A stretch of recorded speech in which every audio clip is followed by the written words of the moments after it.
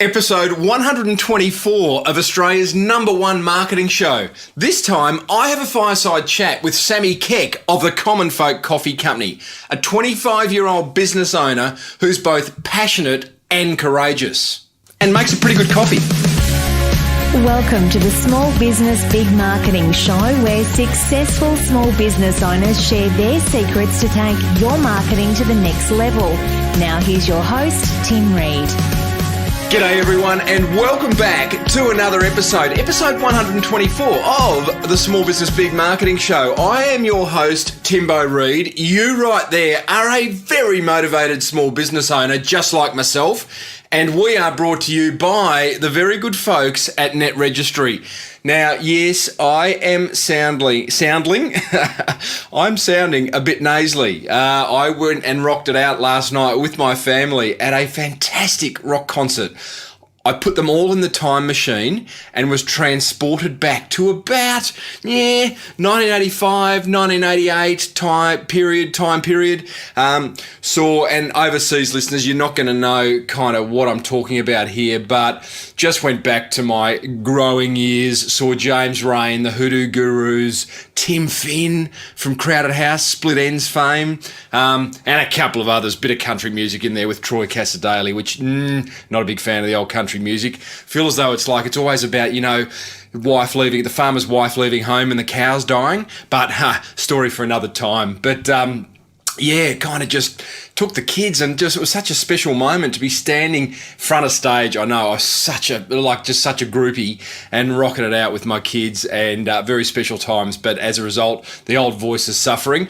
The actual concert that I went to was called Between the Bays, and it was a full house. It was sold out, so well marketed, so well put together. Actually want to find who the organizer was, because it was a marketing case study in the making. Absolutely fantastic. Hey, now listen, what do we got today? Want to touch on Net Registry. Big news from a guest from a couple of shows ago who has had a big win as a result of being on this show, a direct result. That's called 100% return on investment. And then want to introduce you to a guest who I am very, very envious of, as you will find out as the interview progresses. Guys, this show couldn't be made possible without the very good folk at Net Registry, who are there to get your business sorted online. That's what they do. So if there's any part of your online marketing where you're sitting back right now and going, well, they are going to help you get you sorted. In fact, one of my deep dive mastermind members only this week said to me just how pleased they were with the work they were getting done by Net Registry. They're getting their search engine optimization sorted by Net Registry. They're getting their pay-per-click advertising sorted on Google AdWords, and I think Facebook advertising through Net Registry. So, guys, head over to smallbusinessbigmarketing.com, click on the banner that is Net Registry on the right-hand side, and you'll be taken to some exclusive listener packages that will rock your socks. They've also got some fantastic workshops coming up, which if you follow me at facebook.com/smallbusinessbigmarketing, you will be privy to those workshops, which are happening in Melbourne and Sydney in the coming weeks. Now, hey, and also welcome to everyone from Flying Solo. Big solo community of solopreneurs. Good to have you along. Now, let's talk about this guest, because it's exciting times for me. You know how much I love coffee. I love coffee. Second favourite beverage to water. And in terms of observing cafes and the growth of cool cafes in and around Melbourne in particular, I don't know, it's just kind of a bit of a passion project of mine. Love the coffee. Love the whole coffee culture. Now, this fellow, Sam Keck, 25 years old, university graduate, decides to go and start this business called the Commonfolk Coffee Company. Interesting name. He tells us where that name came from.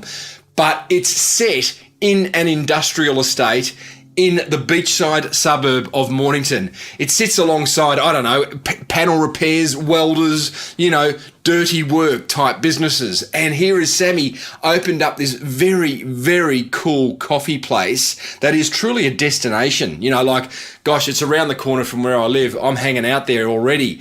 But there will be people coming down from Melbourne and all over the place to visit it. It's a fantastic story. Young bloke, made good, come up with this fantastic idea. It's brave, it's full of courage. There's so many great aspects to it. And in about the second week, I discovered it and thought, I've got to interview Sammy. So this is the chat I had with him at the Commonfolk Coffee Company in Mornington. So hence, the sound is, it's not what you're used to on Small Business Big Marketing, because I did it inside his business, sitting at a table. So there's stuff happening in the background and all that type of stuff. So, it adds to the ambience of it. Now, here's Sammy. Afterwards, I'm going to share with you 5 learnings, thanks to a listener's idea from last week. Share 5 learnings that I got from the interview.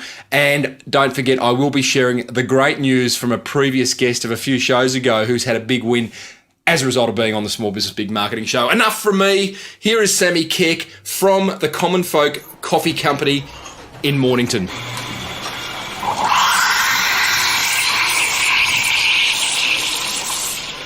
Sam Keck. It's me. Absolutely it is. From the Commonfolk Coffee Company. Welcome to Small Business Big Marketing. Thanks very much. Thanks for having me. Now, Sam, I'm very jealous. I'm very jealous. For 2 reasons. Yep. Well, no, just one major reason. I've always wanted to start a cafe. Yeah. As a marketing guy of 27 years, I've always wanted to start a cafe. And I love coffee. Yeah. I love That's coffee. the best part about it, I reckon. Yeah, correct. So, and pretty much, if I were to start a cafe, I think this is it. So when I walked in on Saturday with my daughter, I'm going, oh my God, this is scary. Someone's read my mind. So well done on starting Commonfolk Coffee Company. Where'd the idea come from? Well, it's a really good question. I actually fell in love with coffee, I suppose, whilst paying my way through uni. You pick up kind of odds and ends jobs at different places, and it kind of probably started at the Merrick's General Store, where I got a job, luckily, and quite bizarrely as an 18-year-old, as the salad door merchant, selling wine to people. Yeah, right. Pretending I knew what I was doing. 18, yeah. So, of course, I've been drinking fine wine for so many years before that. And old soaked by then. Oh, yeah, for sure. But I also had an espresso machine, and I took every opportunity I could to jump on that. And although their baristas and their coffee wasn't exemplary, it gave me a foundation, I suppose, in the art of espresso and the obsession and the... How old are you now? 25. Okay, yeah. So 7 years, working for the man. Pretty much, yeah. Yeah. So then it kind of evolved to my university degree. I actually am a qualified marine zoologist, would you believe? Of course you are. Yes. I looked at you and I thought, God, is he a barista or a qualified marine zoologist?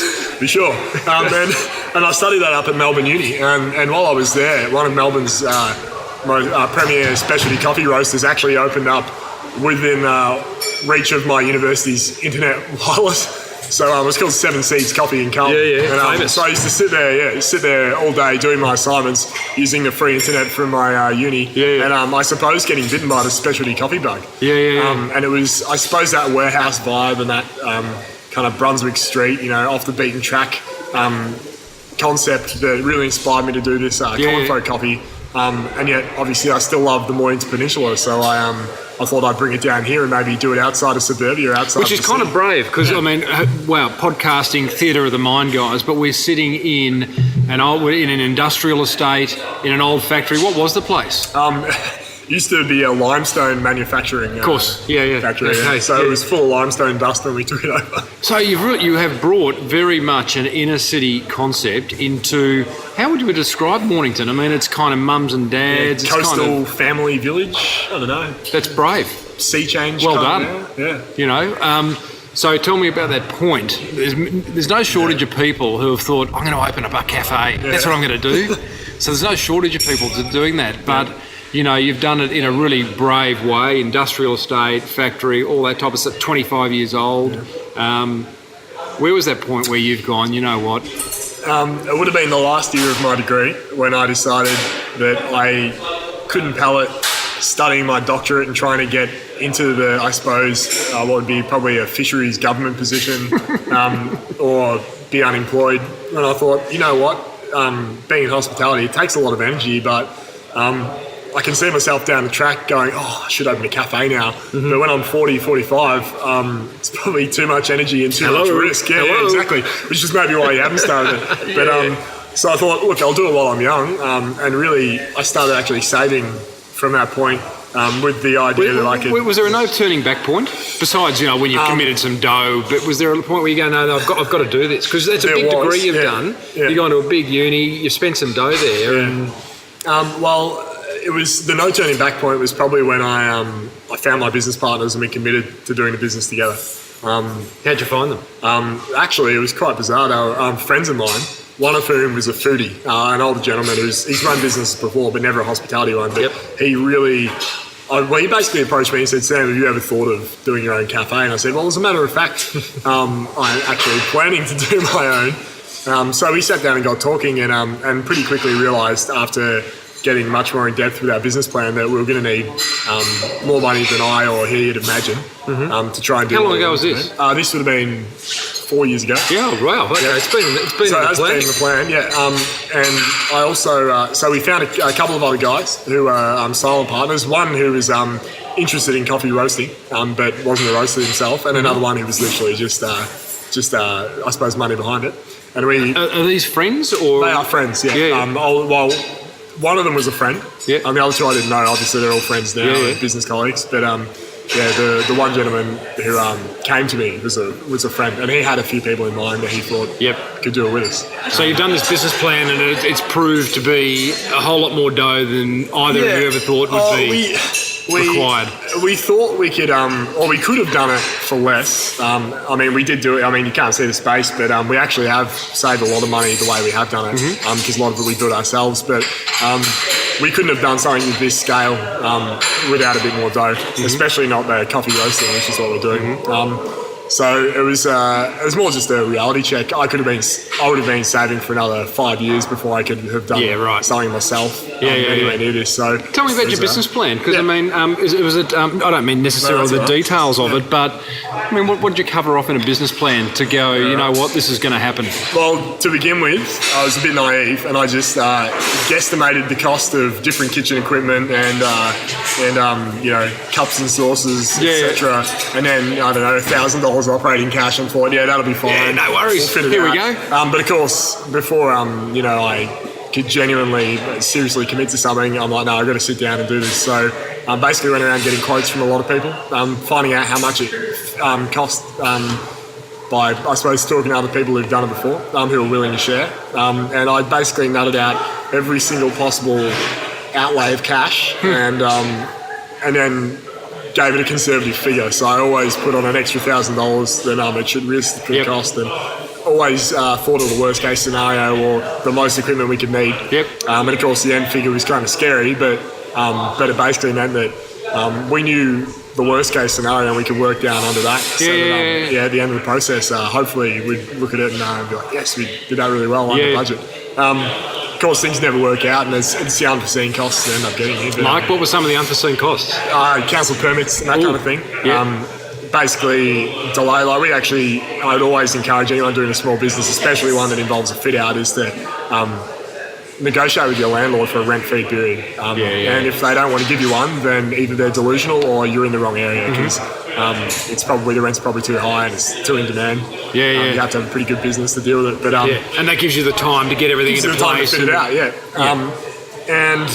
But even then, we ate into it just because of the nature of our business. We needed a change of use permit on top of the building permit, on top of the food licensing and that kind of thing. And although you can get them all, and it's not impossible to do it, it's time, and it's basically you're just sitting there on your hands waiting to get the tick. I know a lot of people kind of go ahead and start doing things, and you can do a small amount of stuff before you get the tick, but the risk is that if you do build the whole place before you've been given the tick, not only is it illegal, but then theoretically, if you don't get a tick, you've invested all your money. You've lost it because you can't actually operate.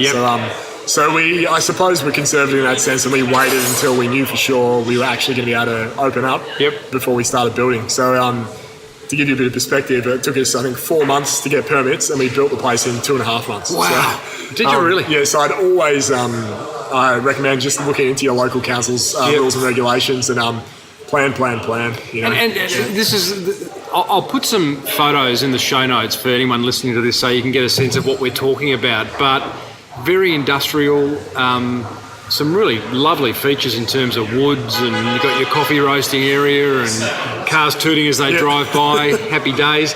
But is the end result what you kind of pictured when you thought, you know what, I'm going to start my own cafe? Well, it was funny. Our business plan originally was for more of a main street location. So we're talking probably a shop 100 square metres in size. So, yeah, right. Cliche stuff. Yeah, cliche stuff. Still well designed, and it became pretty obvious pretty quickly that not only was that going to cost as much as this would cost to build, but it was also going to kill us in rent. Yep. And basically force us to be maybe something that we're not trying to be. We'd lose a bit of the specialty edge, and we'd also have to struggle. We'd have to be very forceful in turning tables over and basically be flat out from day one. And although a lot of people would say, well, the risk for high turnover in an industrial location is higher, the risk of failure to a certain extent by actually losing too much money too early is really low, because rent here is half what we pay for a smaller main street kind of shop. So it gives us that chance to start off from small. Your traffic is probably less than half from a mainstream shop. I think I love it, and clearly you're going to rely on word of mouth to get people in. Now, listeners of my show will know that I've often say word of mouth isn't a marketing strategy. No. It's the result of great marketing, and clearly you've got to make sure you do that. Is there, well, fear's not the right word, but do you look out occasionally onto this street, and we're looking out onto a crash repairers, a tyre place, you can get your muffler fixed, you know, mum with her pram isn't walking past with a wallet full of cash. I think it's incredibly brave, but I get why you did it. Why did you do it? All right. That didn't make sense. No, that's all right. I know what you're getting at, and it's a question I've been asking myself a lot. No, the main reason was because we saw that we'd put in a risk management kind of fallback in place, which was actually the wholesale coffee roasting, which we actually haven't had a chance. We've only been open for a week and a half to actually start promoting because we've been so busy. Yep. But we always thought if it's really quiet, at least rent is mitigated because it's not a really big factor.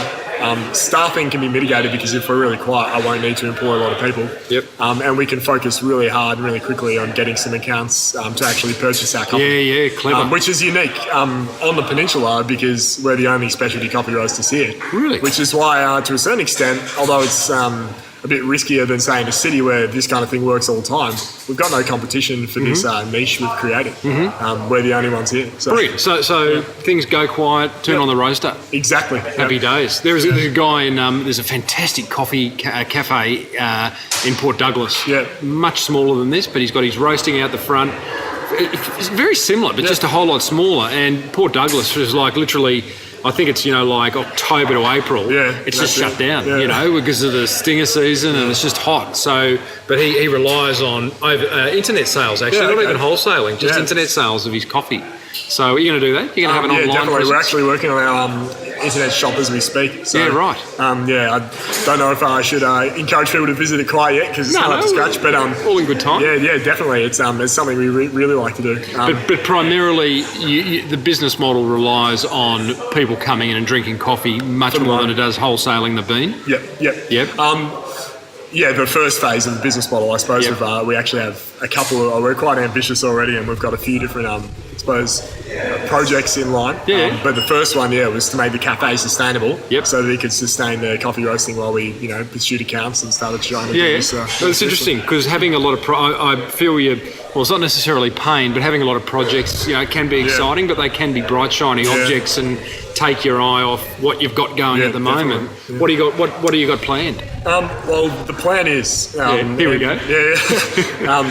Have the cafe sustain itself. Develop a core group of committed staff who feel like they're part of the Commonfolk family. So we're not necessarily just after people who are paying their way through uni. Sometimes that can be really good, and you need your drones and your workers. But we want to get people who feel just as indebted to us as we are to them. And people who are passionate about it. Once I've developed them, I want to take a step back from the cafe and start cold calling, visiting, inviting out local cafe owners, I suppose, quality produce focused people to come and actually try out our coffee. Come to the roastery and visit. Even come to the training evening. Start. Are you going to have training evenings? Yeah, absolutely. Sammy, Yeah. I'll be there. Very excited. Absolutely, yeah. What I didn't say up front was that I am also in the last stages of just committing to doing a coffee podcast, because coffee fascinates me. Yeah. Well, let's have that conversation in a minute, but I digress. Sure. So you've got training evenings, information sessions. You got bring a community. You want to build a tribe. Yeah, absolutely. We want and that's actually where the name stemmed from, Commonfolk. Partly it was because obviously we're trying to do something really specialty and something quite intimidating, I suppose, to the average punter, especially outside of, a foodie culture in the city. Yep. So we wanted to try and take the pretension away and say it's for everybody. It's common people, common folk. Yeah. The risk there is that people might be offended that you're calling them common. Hey, do you know what? They haven't been.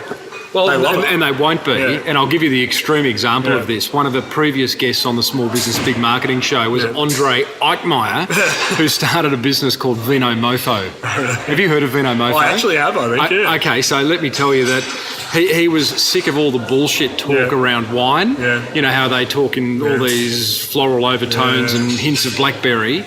He started a website forum called Quaff, where people could talk about wine at its basic level. Yep. Wasn't making any money from it, so he opened up an online retail store called Vino Mofo, which, you want to be insulted, then, take offence to that name. He, 12 months ago, got bought out by Catch of the Day and is now doing okay. That's awesome. So I just think the idea of being really clear on your business's personality and just living it like you guys are, people won't get offended. No, and if they do, you don't want them here. Exactly, and like we were saying, it actually builds that community, and all of a sudden people start associating themselves with this space, which is great, because that's another reason why we came out here, is because the space that we can create is it's a bit more enigmatic and also kind of more personal than I think a mainstream shop front, where you really, there's a set of rules you follow and you don't really stray from them.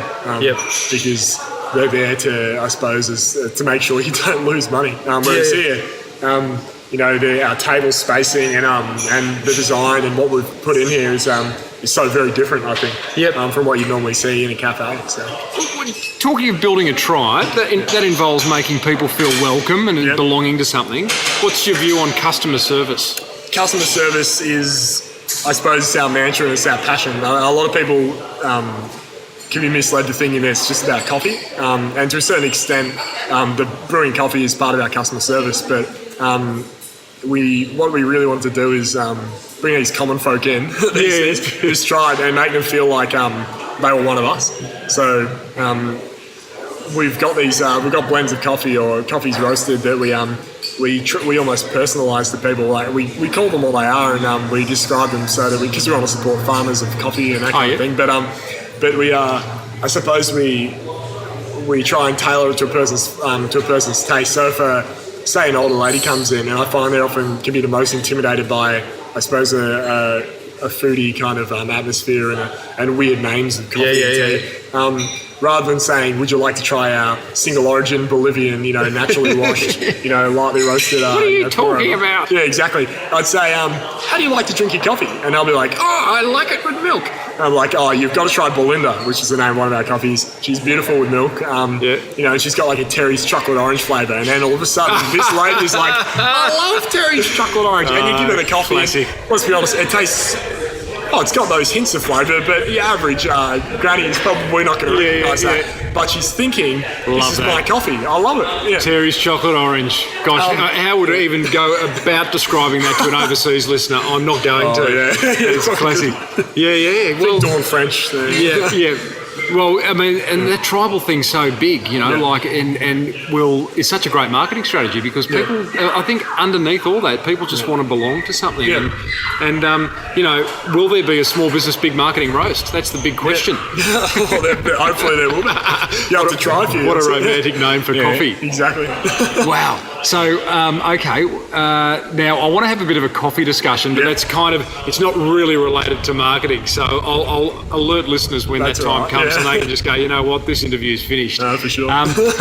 Okay, it's all very well to rely on word of mouth, and you've got a really interesting product, it's a destination. I can see people travelling from Melbourne. I really hope they do. Had a few already, which is really positive. Industry people, they're always the first there.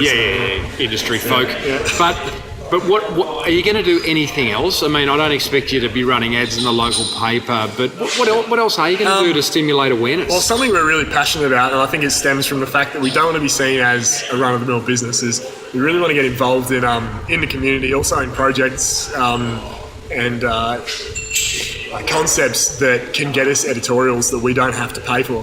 Because I think that paid advertising for some businesses is integral and works really well, but for a business like us, because we're a product business, if we pay for advertising, people start questioning, well, isn't their product good enough to get people there anyway? So correctly placed, it can work, but we think what we'd like to do, especially at the beginning, is get involved with community projects or concepts that will actually garner interest from the local or even the national, state media. For example, we've got an artist studio in here, 3 artist studios that we're subletting to local artists, and they'll be running exhibitions and also, I suppose, bringing a whole community of people who wouldn't normally devote themselves to one particular cafe, become devoted to Commonfolk. Yeah, right. Because they're part of the other community that we've also welcomed in. And it also gives us a chance to have someone from maybe an art blog or even a local paper come out and do a write-up about the art studios, but the entire time mentioning Commonfolk Coffee Company over and over again. And then people read that and they only see us in a positive light. They're like, oh, wow, I haven't been to that coffee company. I want to go check out the art, and also I'm going to go and buy a coffee. I think it only takes one visit to this place, and if we live up to, I suppose, our customer service and product philosophy, then they usually come back. So. And you've got, you sort of touch on this whole idea of local area marketing. You've got the Mornington Peninsula Brewery down the road, which is same concept. You friends with those guys, interviewed them previously. I'll put a link in the show notes to those guys. But Peninsula Stand-Up Paddleboard down in Rosebud, it's probably not that, well, it's sort of relevant in that that's another guy on the Mornington Peninsula who's trying to build a community, you know, and I interviewed him in not a dissimilar setting to this, but the idea of tapping other business owners on the shoulder in a local area and saying, hey, why don't we collaborate, seems to be smart and cheap. Absolutely. Well, I mean, we were massively inspired by what the guys at the Mornington Peninsula Brewery did. I suppose to a certain extent they're the Mavericks and the ones who did this concept first, and it worked really well for them. So that only, I suppose, spurred us on even more.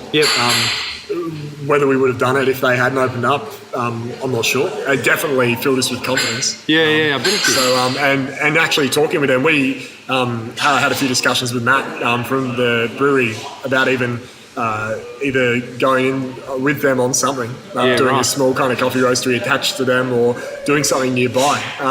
And in the end, it just seemed much more logical to actually have our own separate location. But I think that both businesses can only complement each other and maybe even start, I suppose, a community of like-minded kind of businesses in this area. I have no doubt that were the case. Just want to go back to the creation of the business. Just a few more kind of almost mechanical questions. But the name, Commonfolk Coffee Company, you've told us where it came from, but what other names did you have? Well, one of the original names, we liked the idea of movement for a space. And obviously, I suppose this space came after Commonfolk, I should say. But we had a Foxtrot. We thought it was... so you had the name first before you had the space? Yeah, actually had the name before we had the space. Right. But the name Foxtrot was kind of inspired by the idea of, I suppose, the dance, the kind of the baristas and the staff work around in a busy little cafe.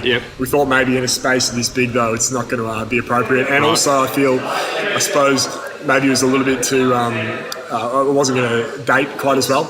Maybe a little bit too... it was more in line with the Terry's orange chocolate. Exactly. The cool coffee place. Yeah, exactly. And it didn't tell people what we were doing either. It didn't mention that we were coffee people. Other than that, we spent a few good weeks just sitting down and writing down names and what we wanted the name to portray. And in the end, we just kept coming back to folk because we thought it was a really great way to describe people. Whenever you call somebody's folk or like kinfolk or you're a nice folk. No, it's a... You don't kind of go, don't call me that. And then, what'd you call me, mate? You call me folk. Exactly. And then the whole common thing obviously stemmed from, we wanted to make it for everyone. So. Right. So the naming process was, it's always probably the hardest thing to try and come up with a name. But But then when we settled on it, it made perfect sense. Yep. We never really looked back. Yeah. I love naming things. Yeah. And look, from a logo, you got the logo happening. How'd that come about? One of my friends, a local designer, actually won, I think, Young Designer of the Year last year. Good award. Monash course. Yeah. I'll give him a plug. Andy Murray, I think Gatsby Designs is his company. Gatsby, yeah. And he sat down, and it was a bit of a labour of love for him. Although we paid him, we didn't pay him enough. But he just really wanted to be involved with the space too. Yep. And he spent a fair while trying to think of something that could be would look good in metal, look good in steel. Which is obviously you can't see the place, but it's industrial, and we thought the idea of having a big wrought iron sign would look really great. And we also wanted something that was going to be clean and that wouldn't date. Cool. So that if the brand took off, we wouldn't have to rebrand it for it to become more commercial. So Sam, now it's running, mate. You're a week and a half in. Yep. What's keeping you up at night? Staff's always really hard in hospitality, especially I hear that all the time. Especially not just in hospitality. Yeah, probably in everything. But especially when a business is maybe taking off slightly quicker than you expect, but when it's doing really well,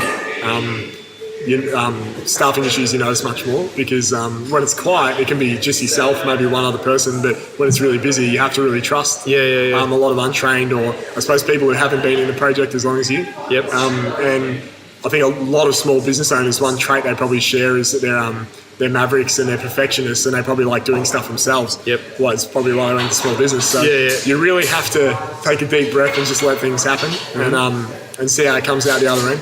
So how are you going about employing people who are representing your new brand, your business, your livelihood? How are you getting it right? Well, I was really, really lucky to actually have a friend who is an exceptional barista, coffee man, roaster. Yep. Ryan Tolman, one of Australia's few Q graders, for anyone who knows about coffee. No, but that sounds impressive. Yeah, it's very impressive. And he actually was basically interested in this project from the very beginning, and was always going to come with me. So from a coffee side of things, it's allowed me to take a step back and focus on maybe the food and the actual running of the business. Does that worry you? Because you're a coffee lover. So a classic example of a small business owner being taken away from their passion in order to run the business. Is that how does that sit with you? It would worry me, but Ryan and me, like I said, I'm so lucky we're right on the same wavelength. If anything, and I wouldn't say, he's almost more passionate than me about coffee, so I know, and it's really lucky. You need employees like this, and they're one in a million. But I'm lucky to have him with the coffee, which is obviously our primary kind of ingredient. So, and I still have a chance, a pretty big chance, to get on the machine and also on the roaster to roast and to make sure the coffee's at a standard we'll be happy with. Yeah, right. But then in the kitchen, and then the wait staff, and figuring out, I suppose, strategies for how you can most efficiently serve, clear, prepare. That is difficult, and because every space is different, working in a space, you really have to learn how best to manage it. And that's definitely probably the biggest mate, you're a week and a half in. Yeah, exactly. Listeners, I'm talking to Sam Keck from the Commonfolk Coffee Company in Mornington, in an industrial estate. Now, let's talk coffee. So, listeners, if you've had your marketing fix, you're going to have to turn off now, because I do have a few coffee questions for you, Sam. Fire away. What's your favourite coffee? It's a really good question. So I'll give you a couple of answers. Here we go. Because I think I need to. My favourite brewing method of coffee, in terms of the way to produce it. You're freaking me out already. Yeah, that's all right, yeah. So most people are probably used to espresso, which is like, at least in Australia, which is obviously through the cappuccino machine. You have your cappuccinos, lattes, flat whites if you're an Aussie, obviously espresso, short blacks, that kind of thing. And I really love those, and I couldn't split any particular one. It really depends on the mood I'm in. But I really love a method that's called pour over, which is basically, for all those familiar with pour over, Melita kind of filters. It's basically the most unrefined, cut back way you can brew coffee. They're basically a paper filter, hot water or near boiling water, and really high quality coffee, and you can do a pour over. And you basically you're pouring a set amount of water at a set temperature over a specifically ground. This is why I love coffee. The science just freaks me out. Over a specifically ground, specifically weighed out, specifically roasted coffee into a cup, and the end result is usually very delicate, almost more tea-like, but absolutely refined and balanced if you do it properly. And it's just a great chance to try some of the world's better coffees. Okay. Which then lends on to... Yeah, we do it here as well. So we're probably the only ones on the peninsula really offering it as a mainstay. And we thought there'd be no takers. We thought it'd just be something that sets us apart that people could see. But we've actually been selling... well over 10 every single day, which is... How much is it? It's actually a bit more expensive, so it ranges between $4 to $10. Okay, because St. Ali up in South Melbourne are doing these $25 cups of coffee. Yeah. What's that method there? Well, it's probably just a similar method. They're probably doing pour over too. They're just stacking the price. Well, they're in South Melbourne. It's funny, the reason we were actually talking about this today with actually the most recently crowned Victorian barista champion, Caleb Podzaki, he came in here just so everyone knows. Get out. Absolutely, yeah. Hey, now listen, Mick Jagger said to me one time, never drop a name. I love Caleb, so I'll spruik him as well. He's a great guy. He'll win the world championships. There you go. Yeah. Okay, you've heard it first. Yeah, heard it first here. But that's Salvatore Malatesta, the owner of Sonali, like a lovely guy, marketing genius. He is. And he can get stories in any paper at the drop of a hat. And that's why I did the $25 cup Well, I've of had coffee. that cup of coffee and it cost me $10 from Sonali, so it's just quietly. Was it any good? It's good, and it's not worth that good. $10, probably worth 10, not 25. Right. Okay. And I've actually never seen it for sale for $25. Well, either did I. I was there the other day looking for it. It wasn't actually on the board. So I think it was more just, I can't get in the paper for a $10 cup, so I'll just tell them it costs $25. Well, it's exactly. I didn't know, but I have thought about it, and I thought the reason he's done it was purely to get publicity. And good on him. If he sells one, happy days. Well, you got a half a page write-up with a photo of his cafe in the Herald Sun. Yep, so correct. Now, if I had to pin you down and say, Sam, you're going to have a latte, a cappuccino, or a flat white, what's it going to be? I love drinking out of a ceramic. So I'd probably go a flat white, but I don't mind as long as it's made really well. I'm happy to drink any of them. They're all basically the same. Do you know what's interesting, and why we are talking coffee now? From a marketing point of view, it excites me the fact if you are going to have classes or information sessions or just educate people. I reckon there is a market out there just screaming to learn a little bit more about what has become an incredibly popular part of culture in Melbourne. In Sydney, coffee's huge. I mean, it's huge everywhere, but it just seems to be growing and growing and growing. So as a marketing strategy, it seems like a no-brainer. And getting people to emotionally engage with your brand, what better way of doing it? Yeah, exactly.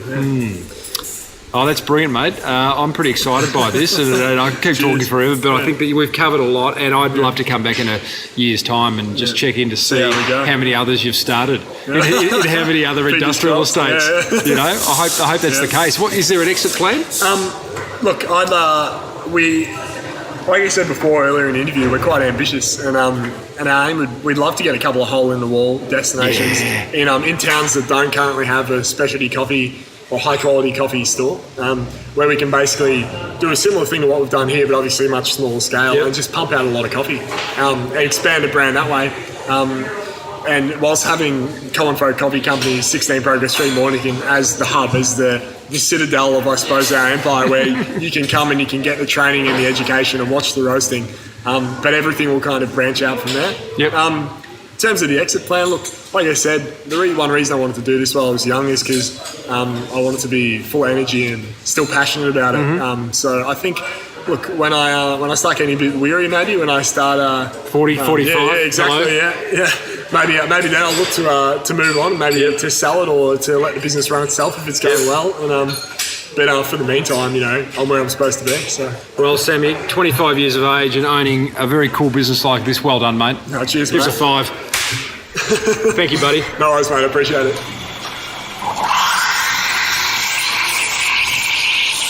Big applause for Sammy Keck.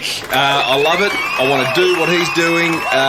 You've got to go down and check out the Commonfolk Coffee Company in Mornington, guys. It's very good. It's an experience. That's what it is. It's a brand experience, and that builds emotional attachment. 5 learnings from that chat, that fireside chat I had with Sammy that I think we can all apply in our business. Here we go. Have courage. Yeah, have business courage and start now.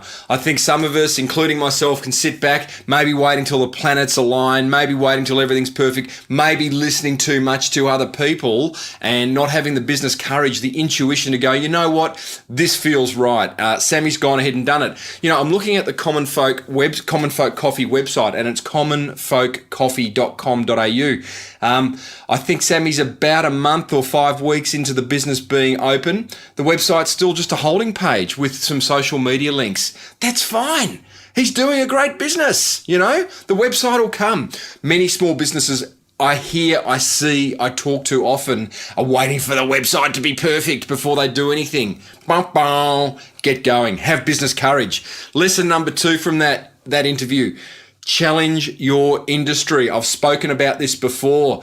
Sammy's looked at the way the conventions of the industry, like a convention of the cafe industry, is be on the high street, you know, be on a high traffic area. He's challenged that. He's flipped it 180 degrees and said, no.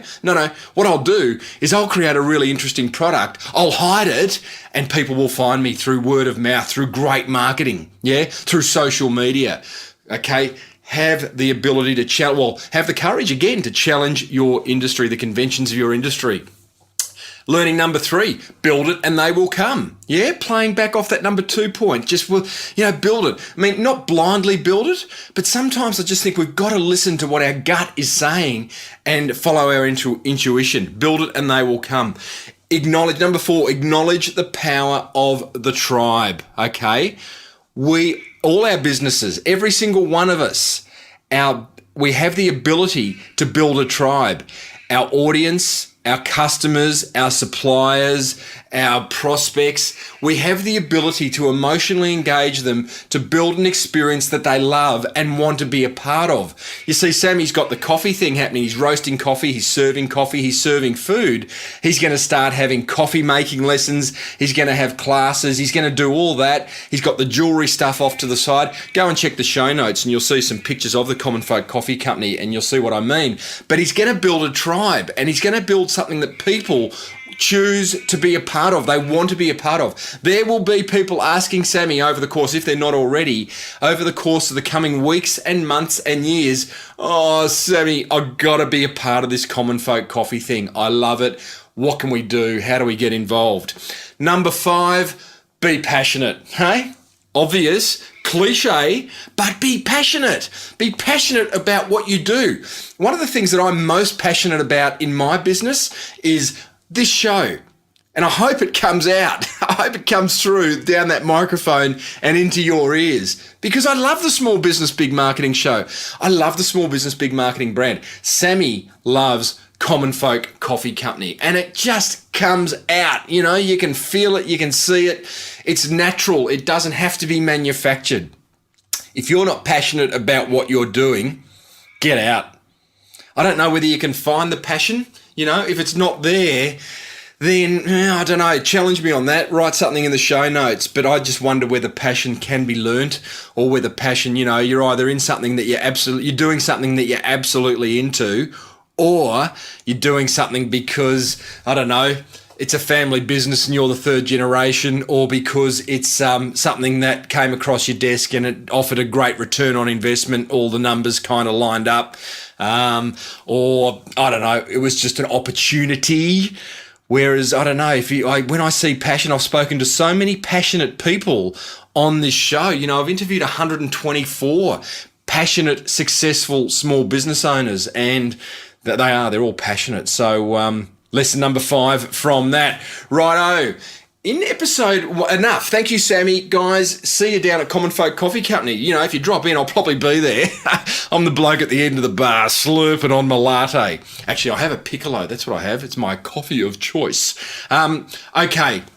Now, Jonathan Krywicki, Pitch and Woo, episode 122, has a big win as a result of appearing on the Small Business Big Marketing show.